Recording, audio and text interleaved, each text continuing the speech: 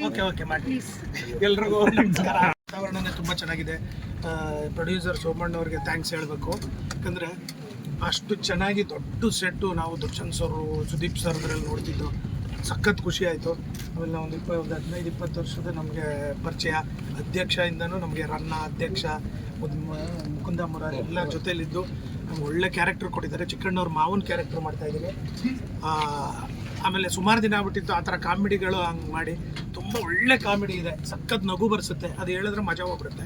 ಸಖತ್ ಒಳ್ಳೊಳ್ಳೆ ಕಾಮಿಡಿ ಎಲ್ಲ ನಗ್ತಾರೆ. ಮಾವನ ಪಾತ್ರ ಅಂತ ಮನಸ್ಸಾಗಿದೆ ಅಂತ ಇನ್ನು ಫ್ರೆಂಡ್ ಆ್ಯಕ್ಚುಲಿ ಫ್ರೆಂಡು ಮಾವನ್ ಥರ ಮಾಡಿದ್ದೀವಿ ಅಷ್ಟೇ. ಫ್ರೆಂಡೇ ಆ್ಯಕ್ಚುಲಿ ಮಾವನ್ ಥರ ಸೇಮ್ ಏಜ್ ಆದರೆ ಒಂದು 40 ವರ್ಷ ಮುಂದಾಗ್ಬಿಟ್ಟು.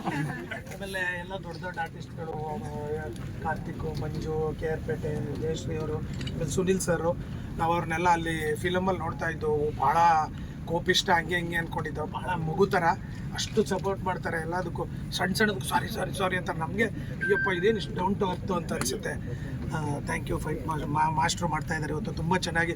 ಎತ್ತಿನ ಗಾಡಿ ಫೈಟು ಯಾವುದ್ರಲ್ಲಿ ನಾನು ಮಾಡಿರಲಿಲ್ಲ, ಇದೇ ಫಸ್ಟು. ಆ ಎತ್ತಿನ ಗಾಡಿಗಳು ಯಾಕಂದರೆ ಅದು ಡೇಂಜರು, ಯಾಕಂದರೆ ಎಲ್ಲ ಹಳೆ ಗಾಡಿಗಳಾಗ್ಬಿಟ್ಟಿದೆ.